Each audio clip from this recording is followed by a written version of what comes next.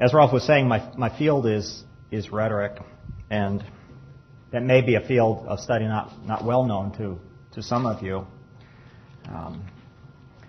And the reason that I would guess that you don't know much about the field of rhetoric has a lot to do with the topic of my talk. Most people don't know much about the profoundly positive influence that Western religion has had on science in its history, for reasons that are very similar to why most moderns today don't know what rhetoric is.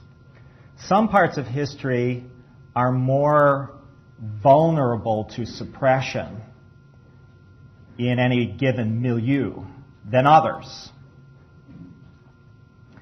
And my topic, the historical relationship between science and religion at the onset of the modern period that we often call the scientific revolution, is one of those historical subjects. The history of rhetoric is another. Rhetoric fell into decline in the 19th century as institutionalized science was on its ascendancy. There's a direct relationship between the demise of rhetoric as a field that had been the queen of the humanities in the Middle Ages in the 19th century. It had always been central to higher education. Its demise coincides with the ascent of science because the university institution was revolutionized in the 19th century. Universities became science-centered institutions in the latter part of the 19th century. Previously, higher education, the university was a creation of the Christian church, and the center of higher education was theology. In the 19th century, the center is taken out. It's vacated. Like when scientists clone something, they pull the nucleus out of an egg.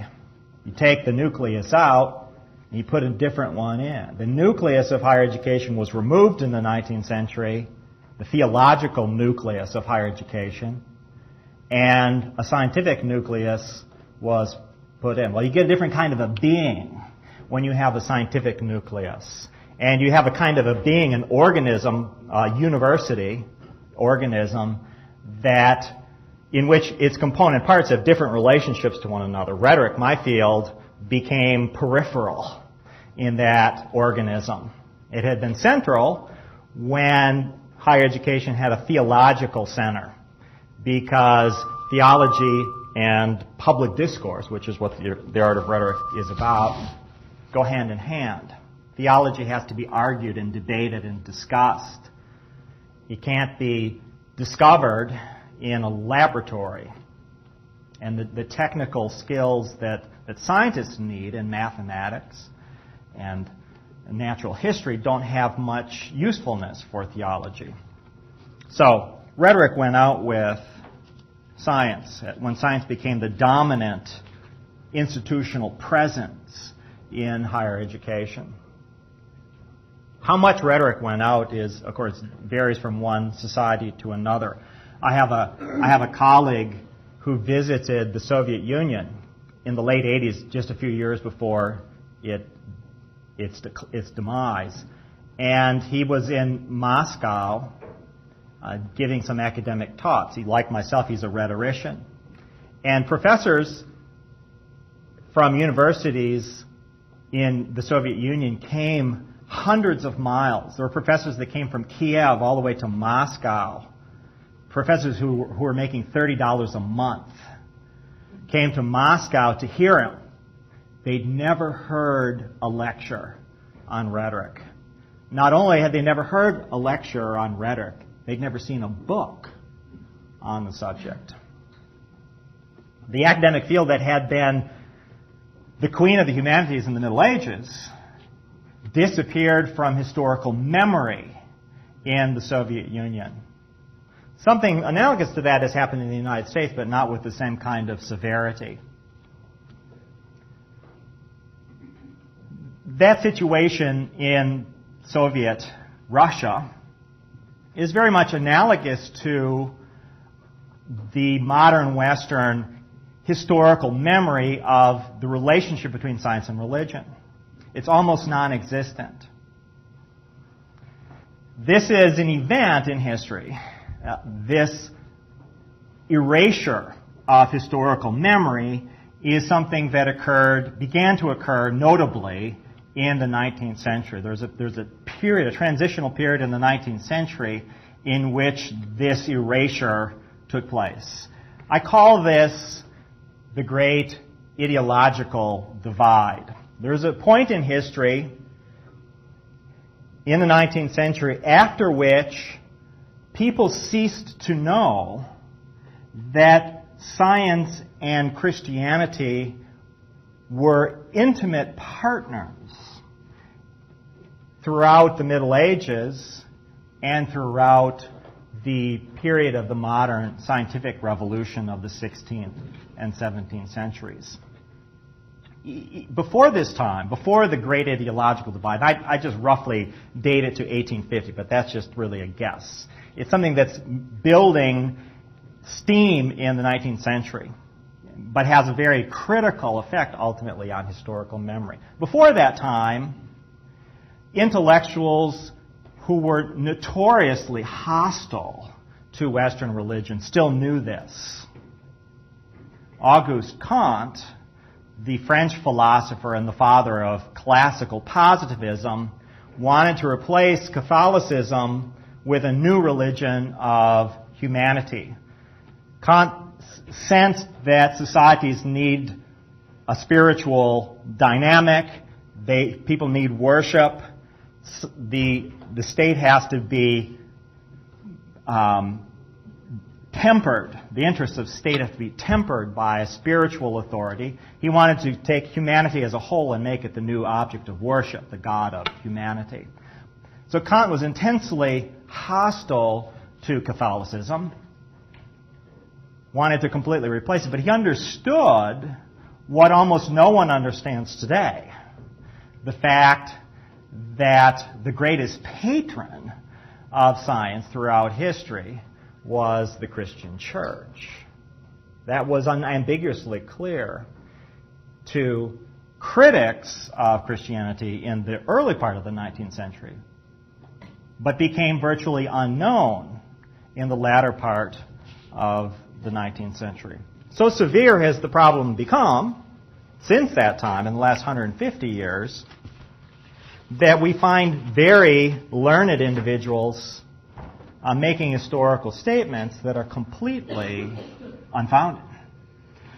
What is the most successful popular book on science ever published? This is it. Stephen Hawking's A Brief History of Time. 20 million sold. And this is, I don't know if you can read this in the back, I will read it for you.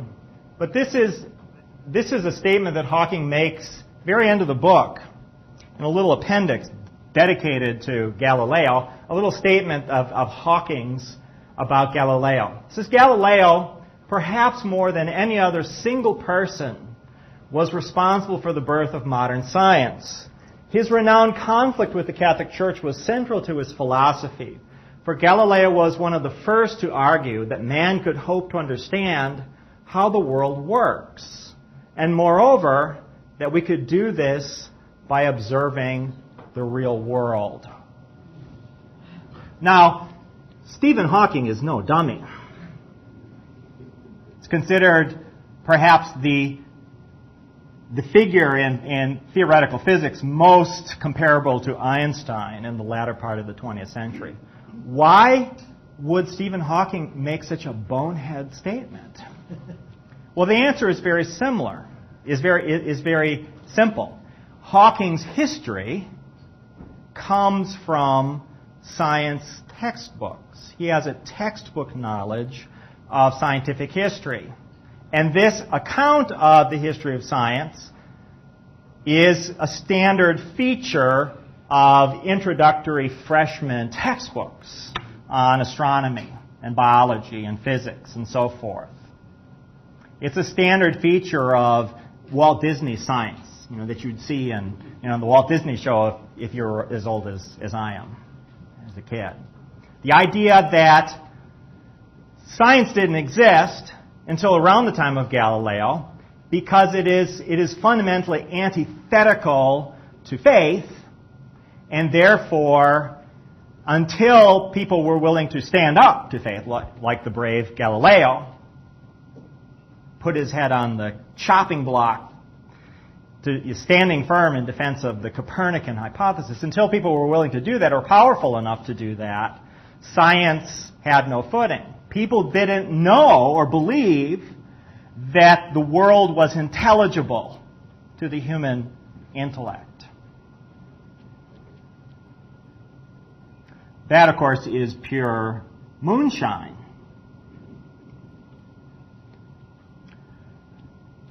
Even 15 minutes worth of scientific history,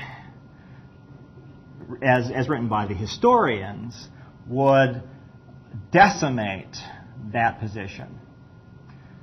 Scientists believe the standard position in the scientific community is that everything evolved. Everything except one thing, science. Science was created. It burst forth from Galileo's mind in the 17th century. Like Athena from the brow of Zeus. It just suddenly came into being, and the church collapsed in response to it. It was defenseless and helpless.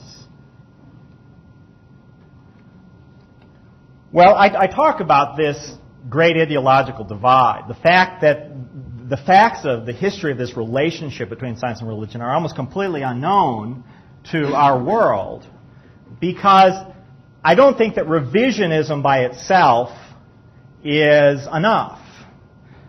This is a revisionist talk, but it's a talk designed not merely to examine the facts of history, but also to try to cultivate some understanding of why this kind of profound historical blind spot could originate in such a sophisticated world as ours.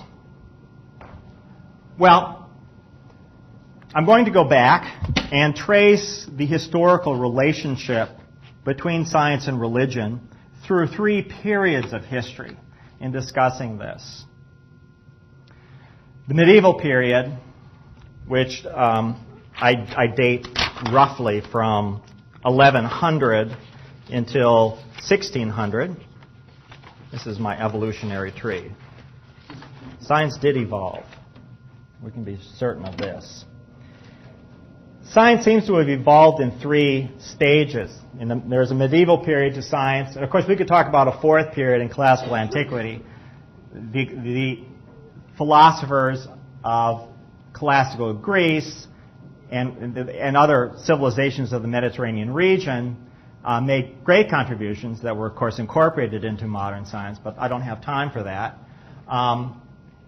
Much of classical science was appropriated by the medievals, so we really collapse those 2 periods together. We have a medieval period in scientific history that runs from around the 12th century to 1600, and of course it continues to go on, but eventually loses steam. A period that I call Baconian science. More correct term for this would be modern science, but the word modern science is confusing. People associate that with today. But I mean the modern period, the period of the scientific revolution, the period of the Enlightenment, the early Enlightenment in Western Europe. And then a contemporary period that I call a period of positive science, beginning roughly the middle of the 18th century with the French Enlightenment. And of course, this blindness that I call the great ideological divide is something that begins to emerge in the Enlightenment and eventually takes hold and becomes not merely a part of the intellectual attitude of secularists, a small handful of French secularists who inhabited the salons of Paris, but becomes a part of the general view of history, the history of the relationship between science and religion.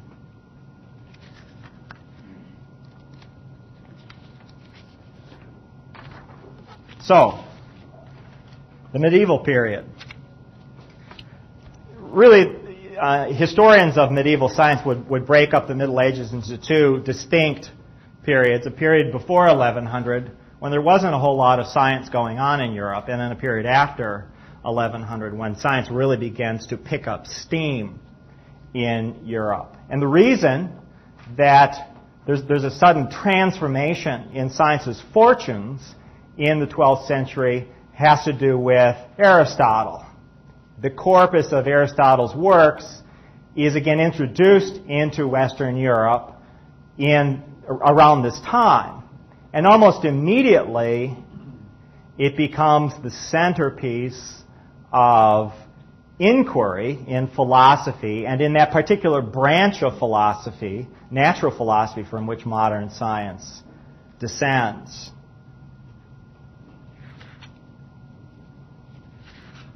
When we get to Galileo, way up here at the beginning of the modern period,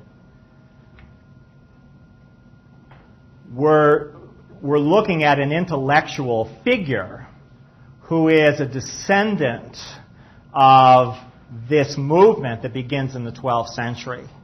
Developments in science that began to take shape in the 12th century continue to evolve and grow and spread from one university to another in Europe and create the cultural, intellectual groundwork that a great mind like Galileo could exploit. Galileo's science is Aristotelian in its essence. The science of Galileo isn't new. It's merely a revision of the kind of science that was introduced into Europe in the Middle Ages. Now that should astonish you, because typically we're told that the Middle Ages are the Dark Ages. People were oppressed intellectually. They were told not to question, not to think too hard. Scientists were imprisoned and tortured, silenced continuously by the church. That's mostly myth, much of it created by Voltaire in the 18th century, and others, many others. The Catholic Church embraced this pagan philosopher, Aristotle, with very little difficulty. There were conflicts, of course, between the new science of Aristotle that was being introduced into Europe and theology, as you would expect. But interestingly, the conflicts were liberating for science rather than oppressive or stifling. There are two moments in the 13th century when the church in France, which of course was the center of higher education in Europe, the University of Paris, there are two occasions in the 13th century when the church decided that it had to step in and challenge some of the Aristotelian doctrines, because they were running a field of theological teachings that were pretty central to the Catholic faith. And these are of course called the Paris condemnations. The Bishop of Paris, Etienne Tempier, outlined certain teachings of Aristotelian philosophy that were contrary to Catholic doctrine. And many of these teachings were scientific in nature. Aristotle says that objects cannot move in a vacuum. Something has to be pushing them. There has to be some force that is acting against an object in order for it to move. So motion within a vacuum is an impossibility. So in the Aristotelian cosmology, the whole of the universe has to be filled with something. Of course, this is where the idea of the ether comes from. This old idea, not really abandoned until the 19th century, fully abandoned, that there had to be some kind of matter filling the wholeness of space. You couldn't have a vacuum. Well, that was one of the ideas of Aristotle's that the church said can't be held as truth. You can, of course, teach it, but you can't hold it as a scientific truth because it limits God's sovereignty. And various other aspects of Aristotelian thought were similarly challenged. Well, rather than stifling the science of the 13th and 14th centuries, this event in history, the Paris condemnations of Bishop Tempier, actually stimulated science because it prevented Aristotelian science from becoming stagnant, becoming dogma itself. Suddenly, this door opens up for natural philosophy of speculation. In the next century, we have a couple of natural philosophers, Buridan and Oresme, who, I'm sorry, I've left out a letter. Now long forgotten, but very important in the development of medieval philosophy. Buridan and Oresme are beginning to anticipate ideas in physics that would later become established by Galileo and Newton. The concept of Newton's concept of inertia is anticipated by these natural philosophers in the Middle Ages because the counterbalancing influence of the theological condemnations, of course, stimulates creative speculation. Well, let's imagine Buridan and Oresme say, well, let's imagine that space was a vacuum. Let's just postulate that as a premise, and then try to see to what extent we'd be able to make sense out of motion in space under those circumstances. And we see movement in thinking towards the kind of physics that would eventually come to fruition in Galileo several centuries later. There are a number of reasons why science took hold of the European intellect in the Middle Ages in a way that it had never done before.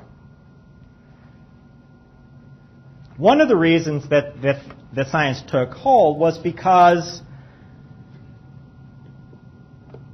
European religion, unlike Greek religion, the religion of the paganism of Aristotle and Plato and other scientists of that period, philosophers of that period, European conceptions of human nature are influenced by the Bible in addition to the traditions of Western philosophy. We all know that Platonism had a profound impact on Christianity, and when Aristotle's natural philosophy became known in Europe, it had an even greater impact on Christian thought, mostly through Thomas Aquinas, who we heard about earlier today.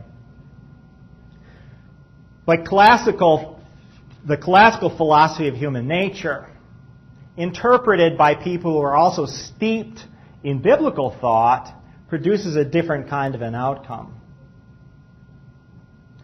Science in classical antiquity tended to run aground because of its own rationalism.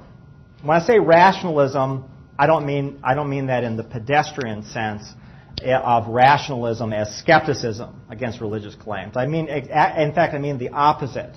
Rationalism in classical antiquity was the doctrine that the human intellect is divine. There's an absolute divide in Plato's thinking between the essence of the human intellect and the physical person. They're separate things. The purpose of philosophy is to get in touch with the spirit side of human nature, the intellect, and to learn to overcome the influence of the body. That's the essence of rationalism. Rationalistic societies, like the Society of Greece, tend to champion science because they think that the human intellect is the real deal. It's sacred, it's created, it's supernatural in its power. And so there's a kind of optimism there about what the human intellect can do, and that drives science. Historically, societies like the society of the Roman period and the sophistic side of Greek society, in societies that challenge that fundamental notion, science never happens. Rationalism is pretty much an essential ingredient of science. There has to be a faith in the integrity of the human intellect. And most often that comes from religion. It comes from some kind of religious conception, such as Plato's conception that we are spirits trapped in the prison of a bodily cave. Problem with rationalism of that kind is that it tends to become overly confident in the power of the mind, unaided by observation, unaided by experience. Science, as we know it today, operates out of a kind of dialectic, a kind of interchange between speculation, products of the intellect, the reasoning mind, and experiment and testing and observation and so forth, data. There's a kind of a healthy dialogue that makes science go. How do you find that balance? You don't typically in an intellectual culture that's exceedingly rationalistic, because the rationalistic intellect thinks that the mind can do it by itself. And this is where Aristotle went wrong. Aristotle really is the moderate in classical science, interestingly enough. It's Aristotle that says you've got to balance what the mind seems to think against experience. And that's really what makes Aristotle the father of science, truly. Because he understood that fundamental insight, that science involves this kind of balance. Problem was, though Aristotle could say that, he had a great difficulty living it as a scientist, as did his contemporaries. Even though he said you had to test the speculations of the mind against reality, the Greek scientists really didn't do that very much. And this legacy in Aristotelian science was passed on to the medievals. It's characteristic of Aristotelian science in the Middle Ages. They say experiment, experiment, experiment, but they really aren't doing the experiments. They talk the talk, but they can't seem to walk the walk of experimentation. But there is an ethic in Judaism. There is an ethic in Christianity that offsets the excessive rationalism of Greek religion.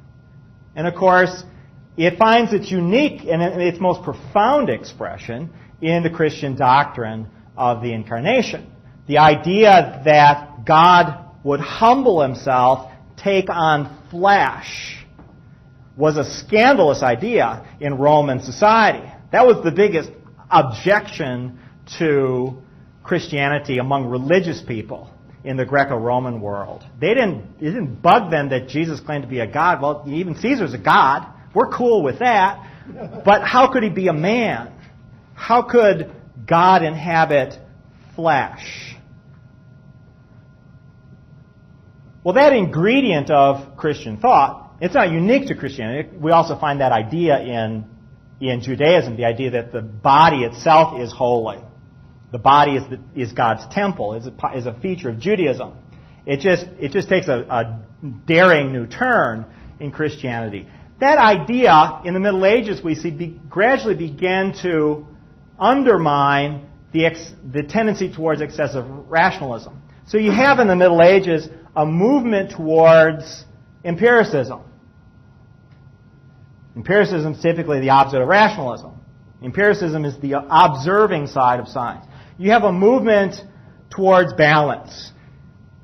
The mind is created by God, and it has this tremendous power to speculate about nature.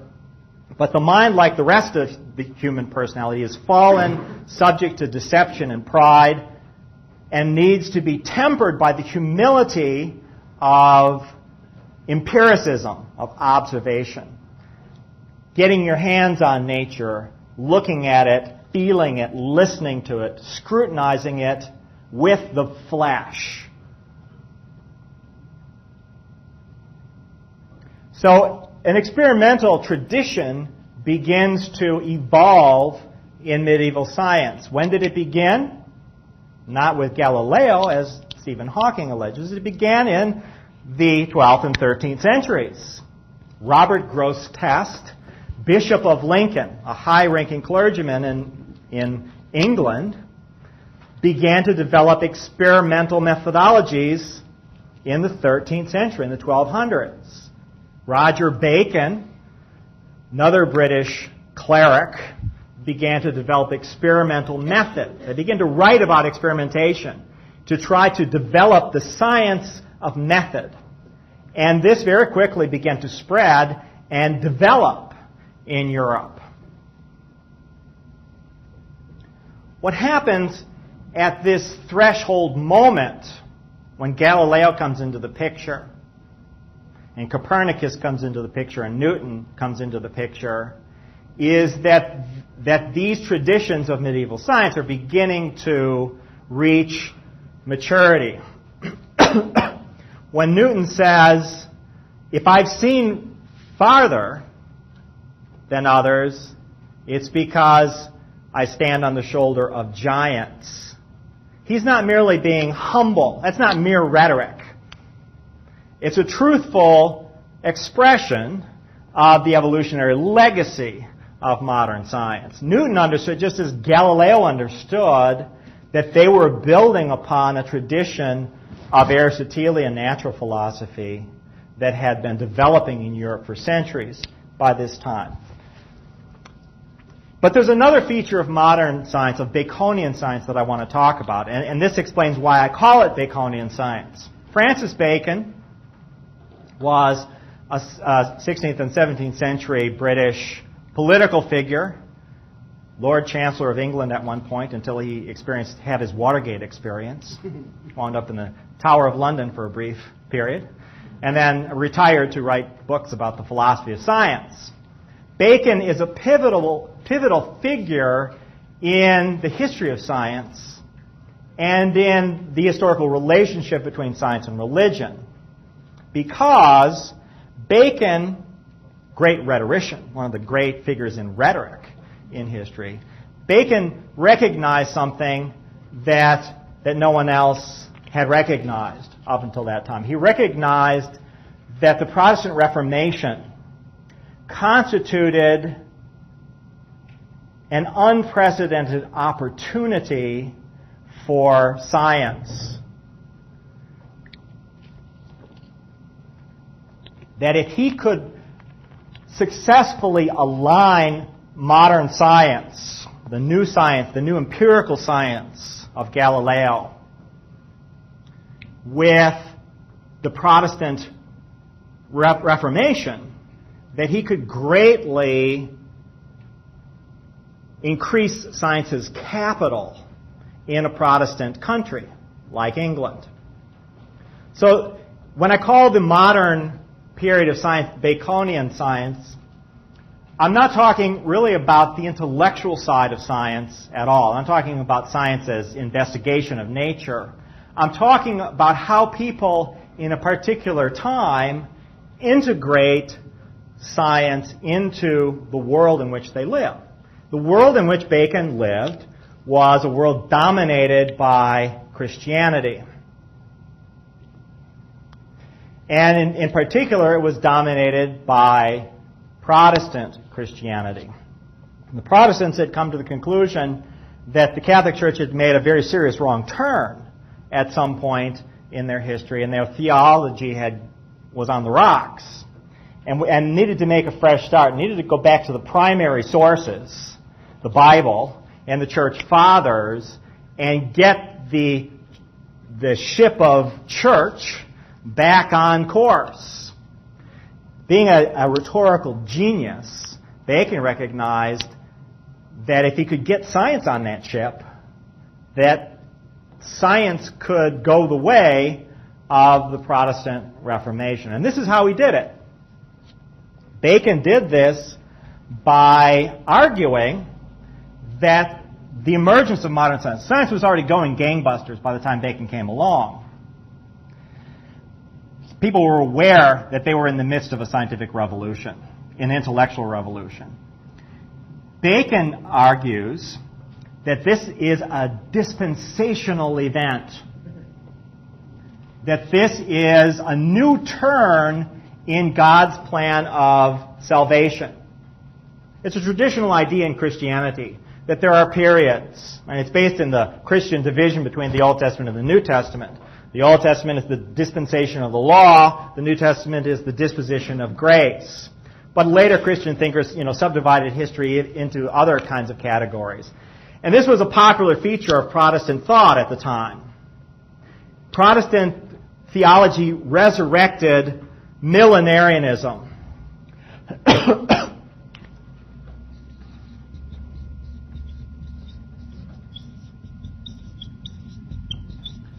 The idea that there is a final stage to history which will reach its climax in the second coming, and the restoration of creation. After the fall, the creation will be restored. Well, the part of the millenarian vision of Protestant Christianity that Bacon focused on was that part dealing with the restoration of creation. It isn't just that Christ is going to return.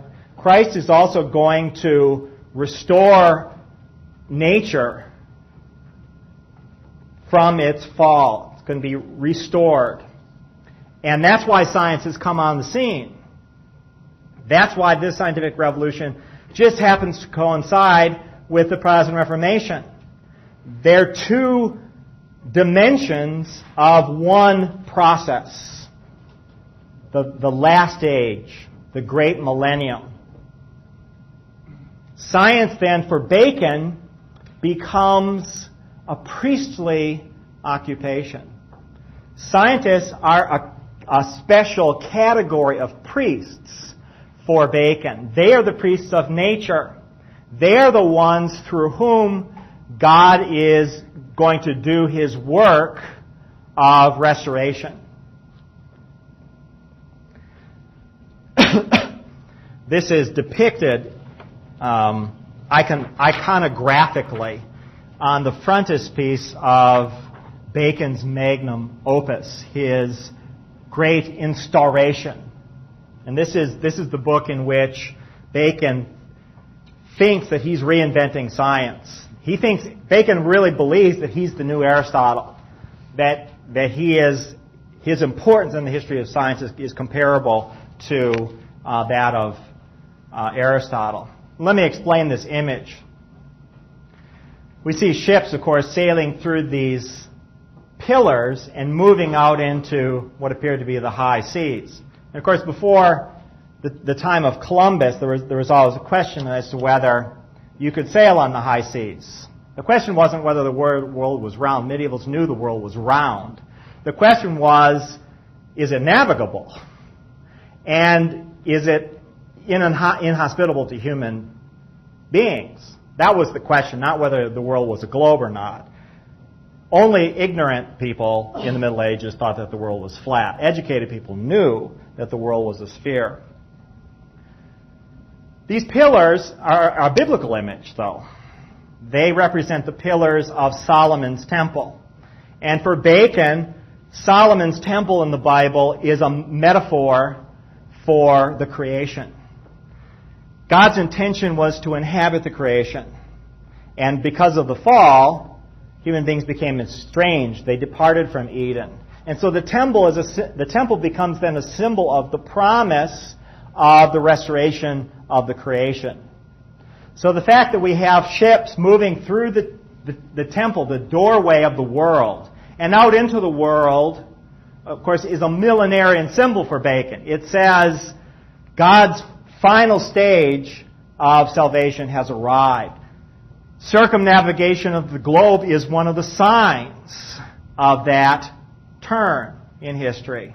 The other sign is science. Down here, which of course you can't read, nor can I, in Latin, is a quotation from the Bible.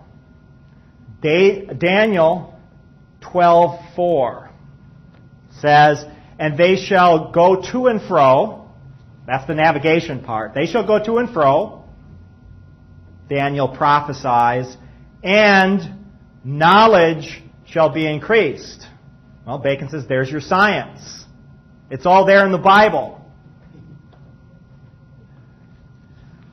Well, this may seem speculative to us and odd. But in the society in which Bacon lived, this energized science, transformed science in England in the 17th century. Why? Because before this time, science was something that a few isolated, profoundly intelligent individuals did in the cloister of universities. There's a continuous tradition of science in Europe dating to the 12th century. But it's small potatoes. It's only a very small number of people doing this. When most young, intelligent people make decisions about what they're going to be when they grow up, in those days, they'd say, well, I'll be maybe a lawyer, maybe a physician, maybe a theologian, maybe a priest. But nobody was saying, I'm going to be a scientist. Now, how many of you, I'll take a poll here today, how many of you, when you were 8, said, I'm going to grow up, I'm going to be a rhetorician? I never did, because I didn't know what that was. And it wasn't something that would make my mother proud. That was the state of science. That was the state of science for thousands of years. Science was obscure and remote, but suddenly it's very familiar to people because it's linked to a very familiar story. It's linked to the saga of the Bible by Francis Bacon. And suddenly, science becomes something comparable in importance to the clerical offices. So young men that might have a generation before Bacon thought, well, I'll be a minister when I grow up. And that was a lot of the educated young men of Europe. Now they're saying, well, I'll be a scientist. That's just as godly and just as important in the greater scheme of things as anything else. So we have a social revolution in science in the Baconian period. Scientists do the same thing that clergymen do for Bacon. They read the book. There's two books, though, now. There's a book of Revelation, the Bible, and then there's the other book that God wrote, the book of nature. The scientist becomes the exegete of the book of nature. And this idea really was the foundation for the whole conception of science from the 17th century on in most of the world. But it's a conception of science that gradually begins to erode in the 18th century. And this is the last transition that I call the transition into positive science. Of course, we have the French Enlightenment. And I know I'm going a little bit over, so I'll be very brief about this. In the French Enlightenment, you have a different kind of dawning awareness. French intellectuals realize that science's capital has taken off. I mean, science is like the dot-coms of, the 17th century. It's just, people can see that this is where the future is, that, this is really going somewhere. The French intellectuals of the Enlightenment, who are profoundly anti-Catholic, France is predominantly a Catholic country, see science as the potential foundation for a new society. Society has to have a stable core of knowledge and law, custom, tradition, etc. Catholicism had always provided a big part of that for European societies. So the problem for the skeptics in the Enlightenment is how can we revolutionize society without religion? The simple answer is provided by Bacon.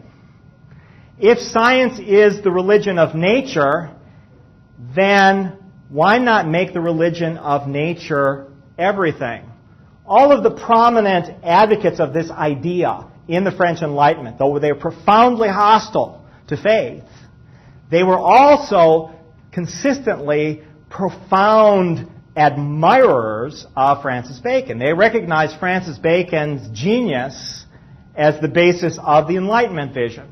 That wasn't Bacon's vision, but they were able to exploit it and appropriate that vision in order to construct a secular view. So we see in the period of positive science the view taking hold that science itself can become the basis of a new social order.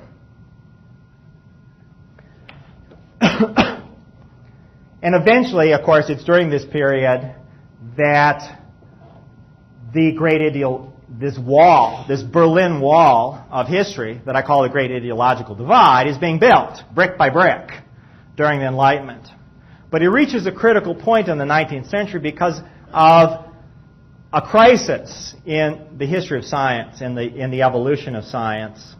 In the 19th century, the whole way in which science was done was beginning to change. Previously, science, from the time of Galileo through Newton, through Boyle, French science of the early 18th century, science was an occupation for the wealthy, the leisured classes of Europe, who had the monetary resources and the time to pursue these scientific interests. It never had a foundation in higher education, a firm foothold in higher education.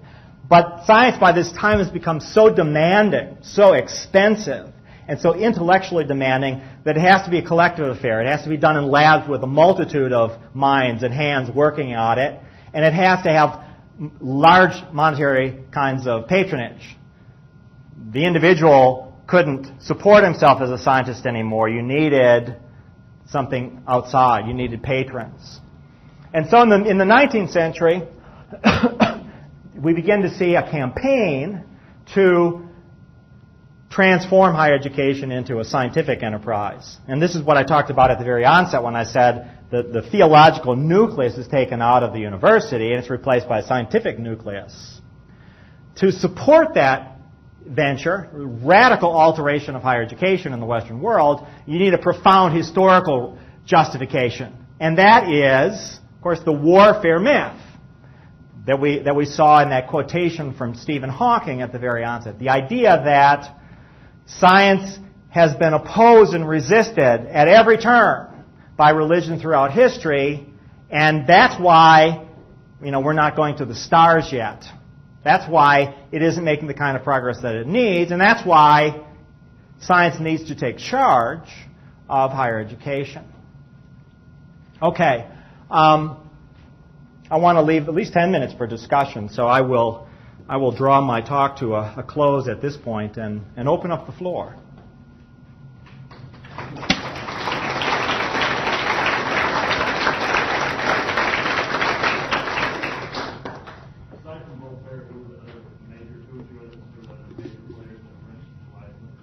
Aside from Voltaire, well, a critical figure to the developments that I was describing is the lesser known philosophe, Marquis de Condorcet. Condorcet was one of the younger members of that group of secularist intellectuals that we call the philosophes from the 18th century. Condorcet actually lived through the French Revolution. So he's one of the later members of the Enlightenment movement. But it was Condorcet that at the very end of life, in fact, as he's in hiding from the Jacobins who wanted to take him to the guillotine, he writes a book on the history of science while he's in hiding. And many of the stories in that book later on become the basis for this mythology of warfare. The idea that Galileo invented science on his own doesn't come from Condorcet. Condorcet does take a kind of evolutionary view of the development of science, but he also argues that religion did everything it could to stifle science. Religion hasn't contributed anything of positive value to human civilization. And that idea and its connection to science. And science, the idea that science is the liberating force of enlightenment in human history is very much a part of Condorcet's writing. Turgot, another philosophe,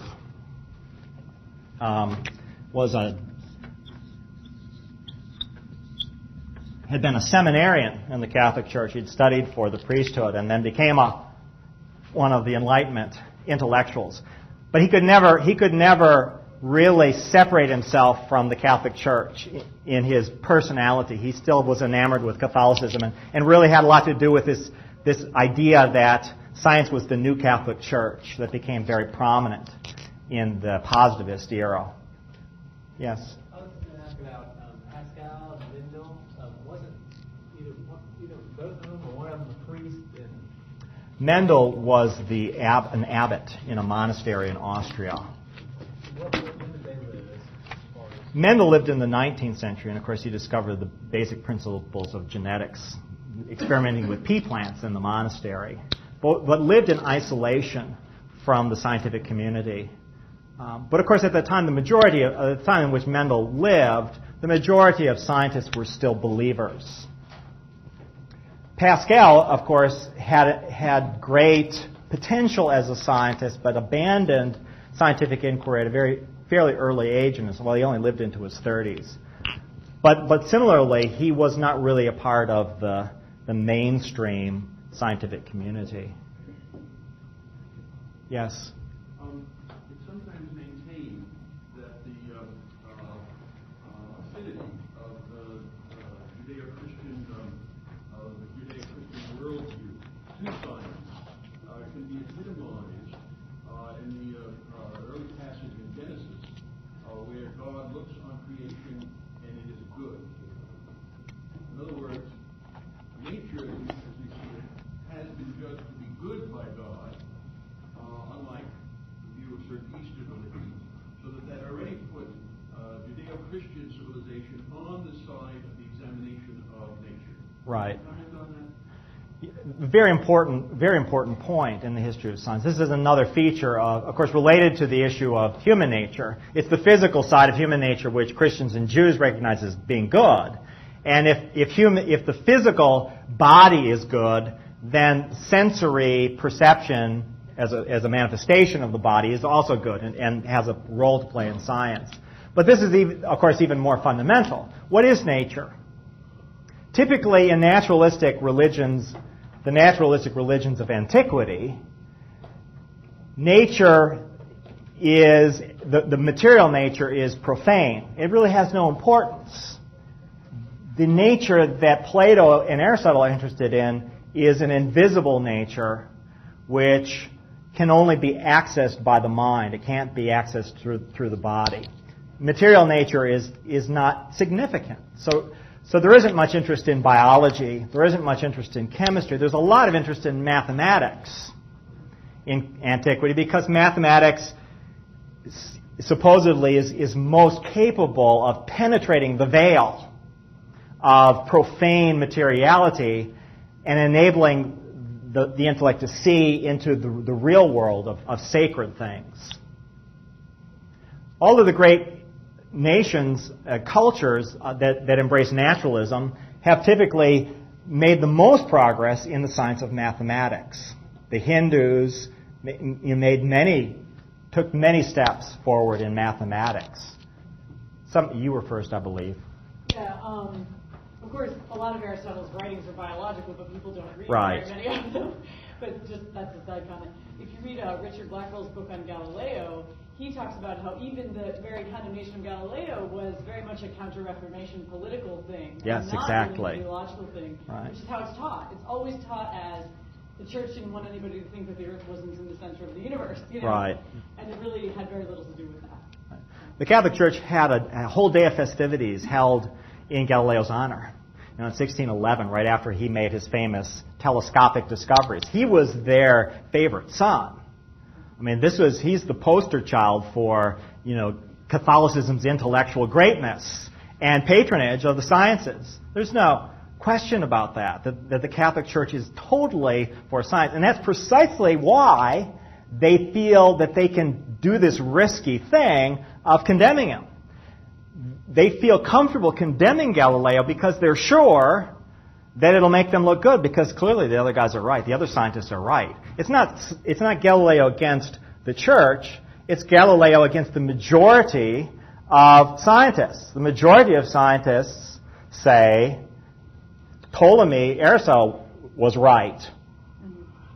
So they politically, it's safe for the Catholic Church to condemn Galileo because they think he's wrong.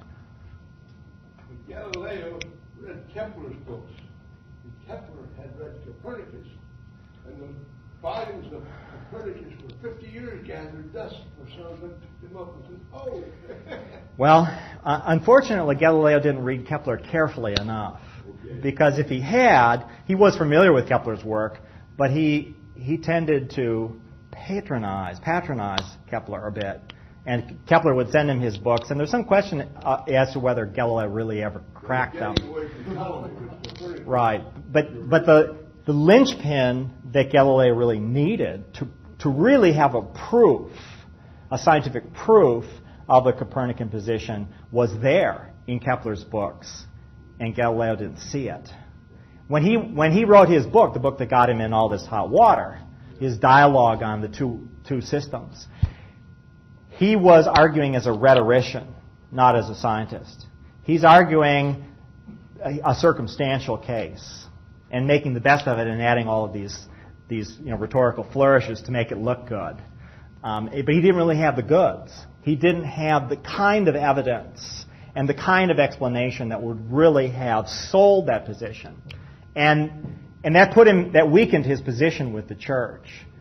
He went in thinking that he'd made a stronger case than he had, and he was sure, that the Catholic Church, being fair-minded as it was, as he perceived it, he was convinced that they would come down on his side. He was completely taken by surprise when he was condemned, because he really believed that the Catholic Church was his friend, and really they were. Really, the Catholic Church was on his side for the most part. Just one little footnote that really underlines how reluctant the church was to, because of all the divisions amongst themselves on the truth of these things, enter into a scientific argument per se.